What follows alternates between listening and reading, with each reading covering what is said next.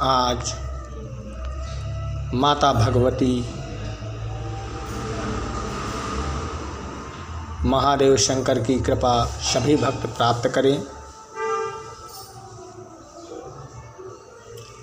माता भगवती की कृपा से सभी भक्तों को लाइव दर्शन प्राप्त हो रहे हैं। सभी भक्त लाइव दर्शन करें और माँ भगवती की कृपा को प्राप्त करें। आज सभी भक्त जानते हैं आज गोपाष्टमी है। आज के दिन ही भगवान श्री कृष्ण गौओं का भेष बना करके गोपियों के संग गए थे। संग में ग्वाल बालों को लेकर के गैया चराने और गौ के भेष में ही सुराशिष्ट नाम का राक्षस प्रवेश हुआ था। गौ के भेष में वहीं पे भगवान ने इसका वध भी किया था। इसलिए कहते हैं कि आज गोपी चंदन लगाने का सबसे बड़ा महत्व होता है। हर भक्त को, सभी भक्तों को वैसे तो हर हमेशा ही चंदन लगा करके रखना चाहिए,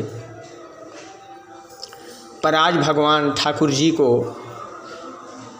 गोपी चंदन बहुत प्रिय है, क्योंकि ग्वाल वालों ने अपने खुद लगाया, भगवान ठाकुर जी के भी लगाया था गोपी चंदन, इसीलिए उसका नाम गोपी चंदन पड़ा था। और चंदन लगाने का महत्व ये है कि हर व्यक्ति के मस्तक कभी सूना नहीं रहना चाहिए। कहते हैं कि जहाँ जो भक्त चंदन नहीं लगाता मस्तक पे, उसे राक्षस, सुर, असुर ये सभी परेशान करते रहते हैं। यमराज के दूत भी उसे परेशान करते हैं। अगर किसी व्यक्ति के मस्तक पे चंदन लगा हुआ है तो उसके पास यमराज के दूत कभी भूल करके भी भटकते नहीं हैं, और ना वो वहाँ कभी यमराज आता है और ना उन्हें कोई कष्ट होता है, क्योंकि गोपी चंदन लगाने वाले भक्त को यम के दूत हर हमेशा दूर रहते हैं। और गोपी चंदन का महत्व ये है कि भगवान श्री कृष्ण यह गोपी चंदन गोपियों के भी लगाते थे।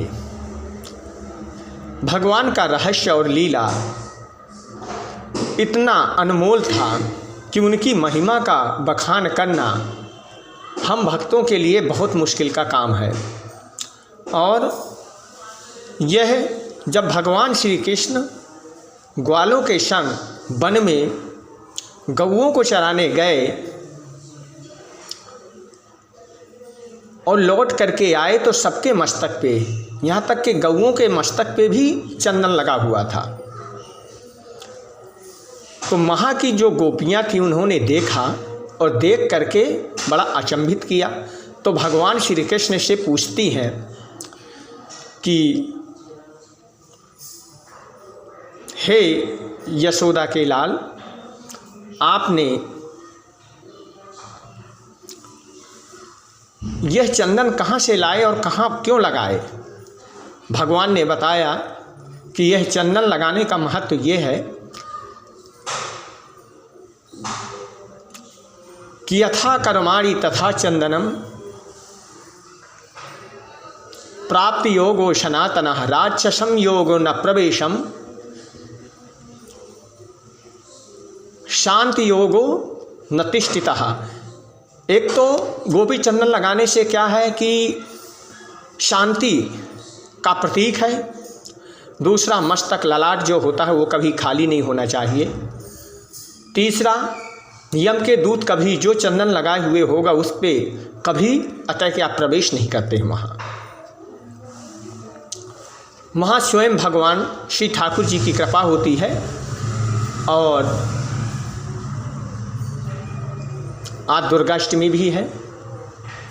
गोपाष्टमी को ही दुर्गाष्टमी कहते हैं।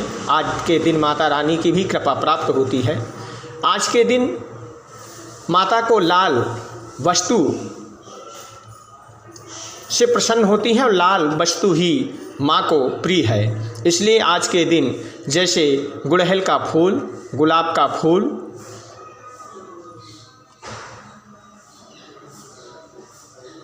लाल फल फ्रूट, लाल मिष्ठान, ये सभी चीज़ें माँ को प्रिय हैं। कुमकुम, इत्र, ये सभी वस्तुएं माँ को भेंट करना चाहिए और माँ का आशीर्वाद भी ग्रहण करना चाहिए। जहाँ तक माता की कृपा होती है वहाँ वहाँ भक्त हर हमेशा माँ की कृपा से उनका आशीर्वाद, माता का आशीर्वाद ग्रहण करते रहते हैं और उनको किसी भी प्रकार का कष्ट नहीं होता है।